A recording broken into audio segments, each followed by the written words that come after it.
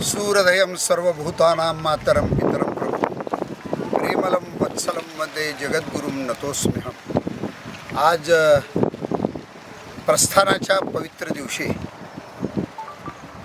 आदरणीय श्री विठ्ठल रुक्मिणी मंदिरे देवस्थान समितीचे सन्माननीय विश्वस्त यांनी व त्यांच्या सर्व सहकार्यांनी जी गाथावनाची संकल्पना केली आहे, त्या गाथावनात येऊन आज वृक्ष लावण्याचं भाग्य मला व मंदिर समितीचे कार्यकारी अधिकारी आदरणीय श्री राजेंद्रजी शेळके साहेब, चाकूरचे नगराध्यक्ष आदरणीय कपिलजी माकणे व सर्व उपस्थितांच्या माध्यमातून आज झाड लावण्यात आले।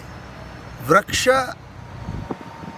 म्हणजे एक प्रकाराचा तो मानवच आहे, कारण माणसाच्या जीवनामध्ये एकूण जन्मल्यानंतर 27 प्रकारची नक्षत्र सांगितलेली आहेत। त्या 27 नक्षत्राला एक एक वन, एक एक झाड त्यांनी आज आपल्याला दिलेलं आहे आणि त्या झाडाची जर आपण सेवा केली तर आपल्यावर जो नवग्रहाचा वाईट परिणाम होणार आहे तो चांगला परिणाम होतो असं नवग्रहशास्त्रामध्ये सांगितलेलं आहे।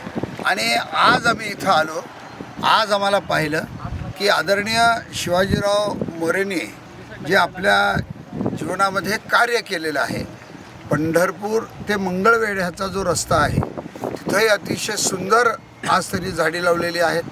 आज आम्ही इथं गाथावनात येत असताना रस्त्यातसुद्धा फार मोठ्या प्रमाणाची झाडे आम्हाला आज दिसली। त्यांची ही जी संकल्पना आहे, एक अभंग एक झाड, ही संकल्पना त्यांना जी सुचली त्याच्या मागेचे 2 कारणं आहेत असे मला वाटतं।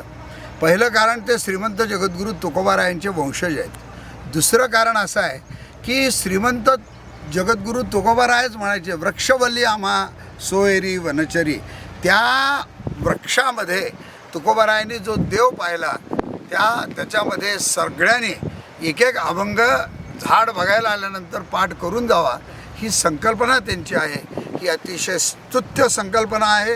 ही नुसती महाराष्ट्रासाठीच वैभवशाली संकल्पना आहे असं मी म्हणणार नाही, तर भारत देशासाठी सुद्धा आहे असं मी म्हणणार नाही।